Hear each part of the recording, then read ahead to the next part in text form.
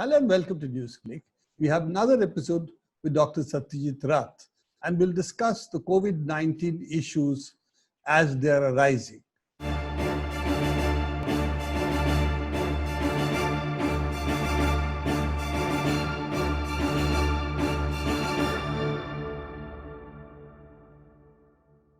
Right now, of course, the news is the monoclonal antibodies.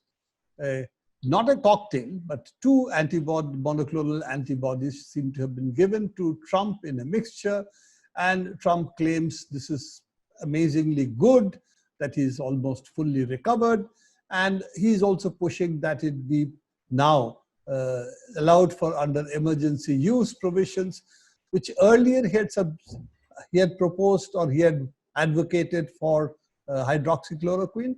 And what else was it? Apart from bleach, which of course he didn't really ask for emergency authorization, but also he had pushed remdesivir, he had pushed plasma therapy. Do you think this monoclonal antibodies, the Regeneron variety, of course, which has given a huge boost to their stock, is actually something which is worth considering at this stage? That this is something really which has more positive elements to it, from whatever reports we are getting, not from Mr. Trump, but from whatever other reports that are available. And it could be something which could be used? Yeah, so it's interesting in a variety of ways, this monoclonal antibody cocktail therapy that's under trial and that Mr. Trump has gotten as a matter of compassionate usage authorization. Compassionate usage presupposes that one is feeling sorry for the ill person. So let's go one step back and remind ourselves that for a long time, not simply Mr. Trump and his fantasy bandwagon, but a lot of people across the world, including in India, were very hopeful about plasma therapy. Right. And the principle still is being used in different parts of the world, including India. And in India, we had politicians exhorting people who had recovered to donate plasma and so on and so forth. Now, let me offer a little bit of arithmetic in this. The amount of plasma being given in plasma therapy was about 200 milliliters. Okay. 200 milliliters of plasma is on average about 4 grams of antibody protein. Okay. But keep in mind that of the total amount of antibody protein that any one of us has circulating at any time, certainly no more than about 1% will be against a given target. Okay. That means amongst the antibodies, which is currently what the disease or infection you may be having, only a small fraction of the total antibodies, only that small fraction will be against the specific disease. Correct. So I think it's about 1%. So out of 4 grams, you are really talking about really 0.04 grams. Correct. So now consider that unlike plasma therapy, the monoclonal antibody therapy that Mr. Trump has gotten has a 2-dose regimen, a high dose and a low dose. He, of course, being the leader of the free world, got a high dose regimen. So the high dose regimen is 8 grams. The low dose regimen is 4 grams. Okay. What this is saying is that in the low dose regimen, 4 grams of monoclonal antibody is injected into the individual. Now, unlike plasma therapy, here is the arithmetic. When you do plasma therapy, you are transferring 40 milligrams of antibody. When you do monoclonal antibody therapy, you're transferring 4 grams of SARS-CoV-2 specific antibody. That's 100 times more. So effectively, monoclonal therapy is giving 100 times the amount of antiviral antibody as plasma therapy has been giving. Okay. So Now, that concentrated antibody that you are getting to replace, really help your body antibodies to fight the disease. no. So effectively, the antibodies that you're getting are substituting for your antibodies. They're not actually helping your antibodies do anything. Okay. They are simply functioning to neutralize virus particles binding to target cells. And if that happens, the virus life cycle is interrupted. And if the virus life cycle is interrupted, virus growth is prevented, and that helps you get better. So what Regeneron, the company, has done is taken not one, but 2 monoclonal antibodies, both of which block virus particle binding to the cell surface. And the amounts that are being given are huge. Not only are the amounts huge, they are therefore being given as a slow intravenous drip. So here's the problem. What we are talking about is an extraordinarily expensive medication. Okay. Because such very large amounts have to be given, consider the manufacturing and the supply chain difficulties that will arise for one dose to be of 4 grams or quite possibly 8 grams. That's one problem. The second problem is, as I said, intravenous drip, so it can only be given in a hospital. The third issue is, we've been saying now for the past 6 months that for all viral diseases, antiviral medications have the most clinical effect early during infection. As a result, what we are saying is that the Regencov-2, which is what this medication is apparently called, although Mr. Trump seems to think that it's called Regeneron, That's a company, right? Which is the company. But this monoclonal medication, where would it be best? So let me point out to you where it would work supremely well. It would work beautifully as a prophylactic, as a preventive in people who are going to be very high risk exposed, such as first responders, such as healthcare workers, not simply physicians, healthcare workers, including physicians, nurses, nursing aides, ambulance drivers, mortuary, hearse drivers, and so on and so forth. In them, a single injection might quite conceivably provide them with very strong protection for a couple of weeks or even up to a month. But the trouble with that is they can't just take a shot and go to work. They have to go into hospital, get an intravenous drip. All of this, therefore, is to underline the fact that none of these are easy solutions.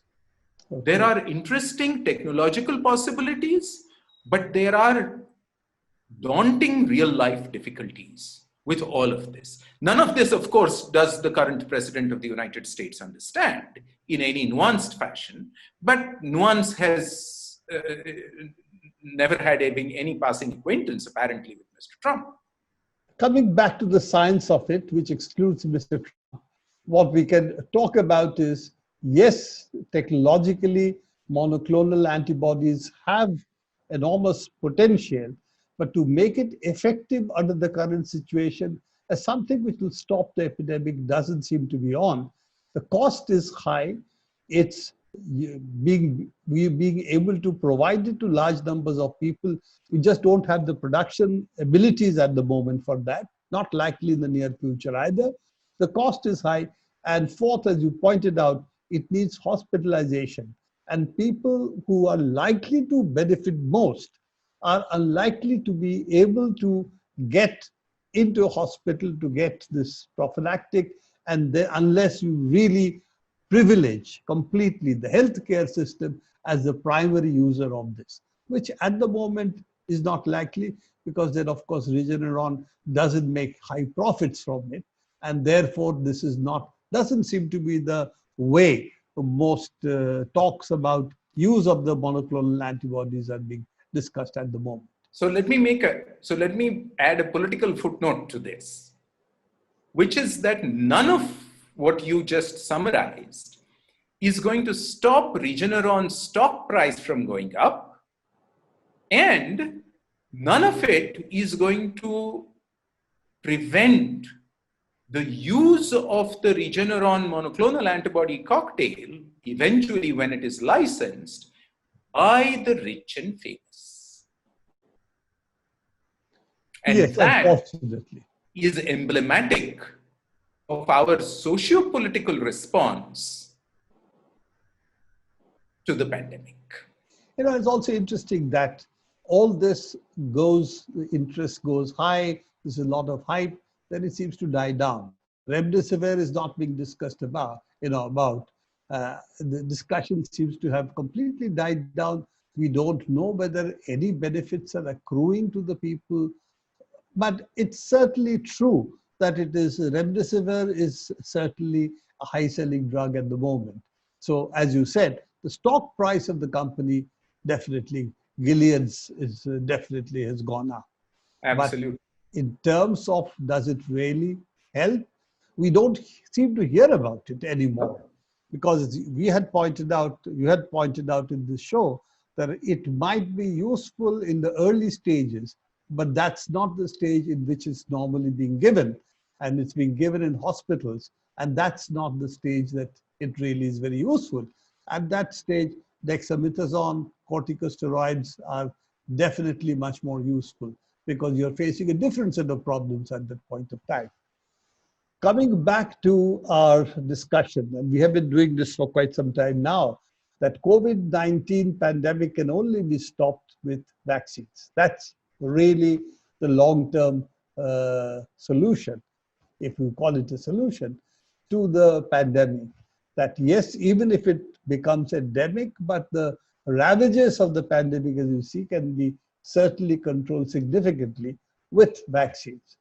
Now, vaccines now has moved, of course, we haven't got vaccines as yet, but all the indications are that the vaccine candidates now going through the various trials, some of them will pass, one or two may not, but some of them will pass, and some of them seem to show significant benefits in the sense that there is, seems to be 50, 60, 70% prophylactic properties being exhibited. Now, do you now think that the problem will shift to how it is to be given, when it is to be given, who gets it? So let's get a few cautions on the table about vaccines. I know we've said this earlier, but I think that one can never say this enough. In the first place, vaccines are not going to be a magic bullet solution. They are simply going to be one more instrument, one more resource in our societal inclusive response to the pandemic. Part of this is going to be driven, as you said, by the fact that realistically, none of the first generation vaccines is likely to show the absolute certain protection levels in excess of 95% protection that we sort of implicitly expect of vaccine-based protection. And therefore, it's always going to remain possible for vaccinated people to catch the infection, just that it will be at a 50% or more slower rate or lower rate. The second issue about vaccines is that while there are a dozen vaccines now, 11 I think is the current number, in actual protection trials for COVID-19, there are no data as yet about actual protection.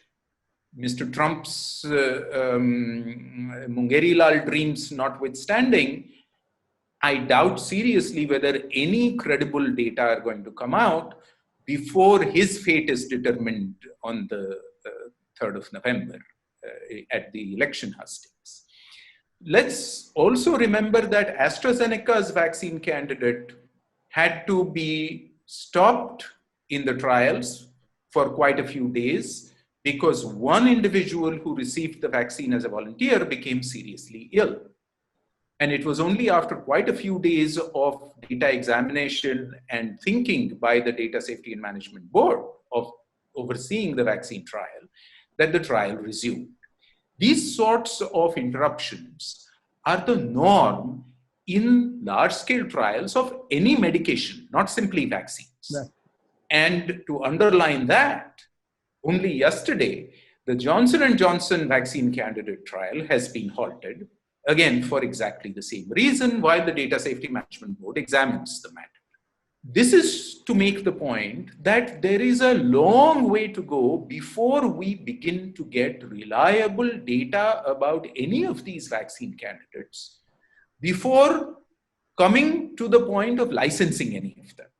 What's going to happen at the end of this is going to be even more confusing, and we, as the larger societal conversation, need to be cognizant of this.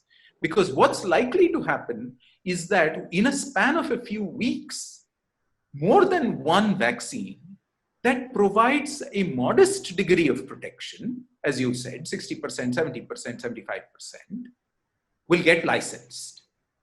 And then the question will be, who has access not just to a vaccine, but who has access to which vaccine? Which vaccine should be given to whom first?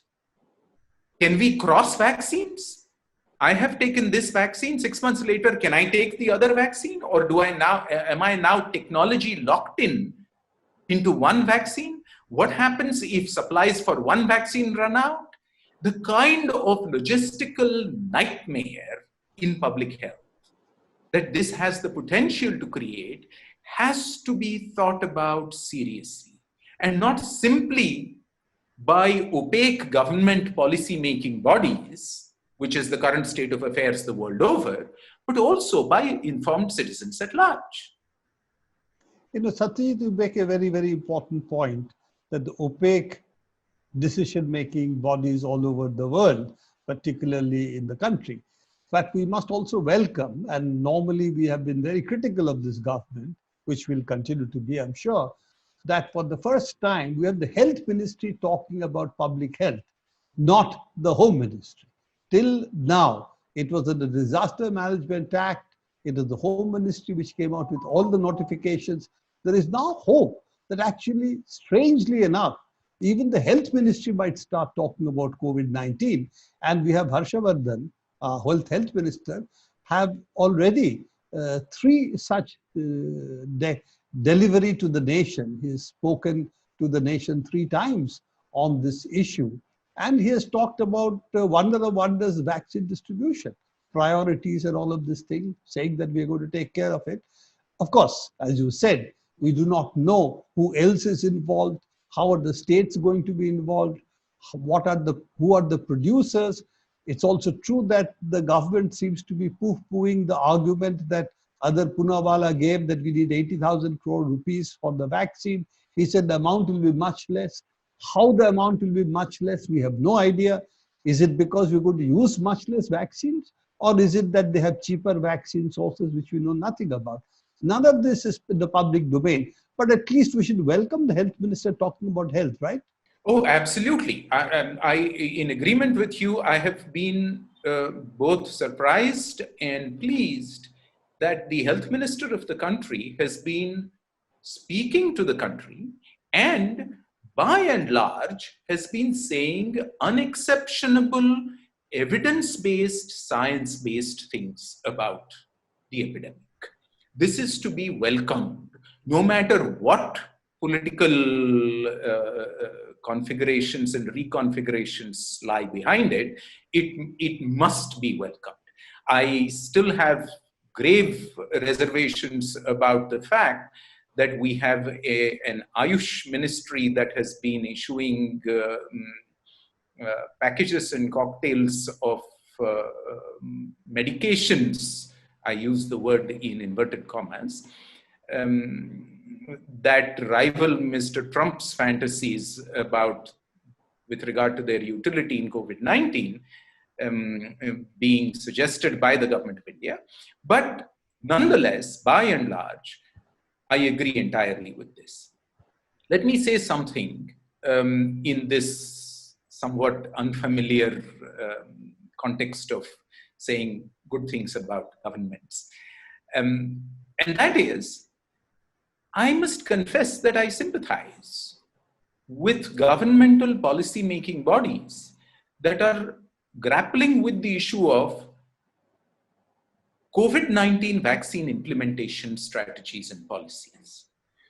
The sheer unknowns, on the one hand, of the still emerging pandemic, on the other hand, of the still emerging vaccine scenario, both in terms of which candidates will have efficacy and in terms of what will be available, especially in a situation where 50% of vaccine doses for unproven vaccine candidates have already been pre-bought by 10%, well, 15% of the world's population in the prosperous global north.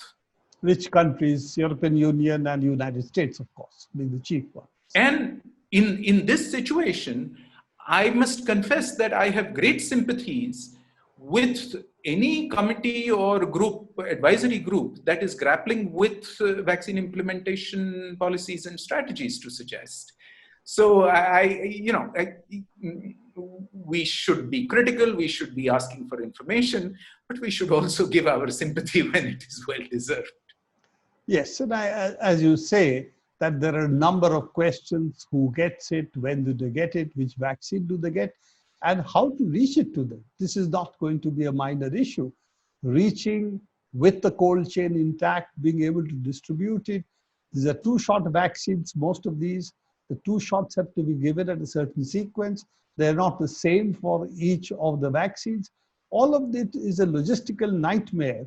And unfortunately, the government till date, its ability to handle complex logistical issues has been really weak, given the fact of how it implemented the lockdown, how it implemented the ability to reach food to the people, all of that. So we'll have to still see how it works, and hopefully that the vaccines will appear and the vaccines will be delivered. Even if there are failures at different levels, at least some response is now in the offing. And hopefully we will see, as Mr. Harshvardhan has said, by 2021, we will have 20 to 25 crore people vaccinated. And that should at least reduce the spread of the pandemic or bring down the numbers, new cases numbers at least, significantly.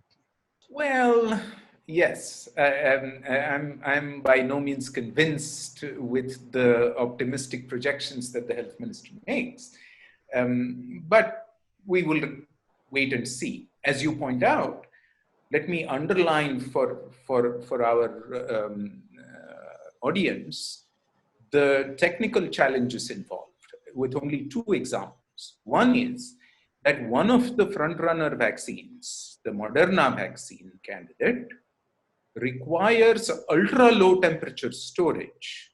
70 to 80 degrees centigrade is the storage. Below zero. And it is just impossible. 70 to 80, minus 70 to 80. Minus 70 to 80, right. Minus 80 degrees. You require freezing. It's not refrigeration. You require that's ultra-low freezing temperature. Yes. And I cannot conceive by any stretch of imagination such a vaccine to become a public health policy response to scale in India.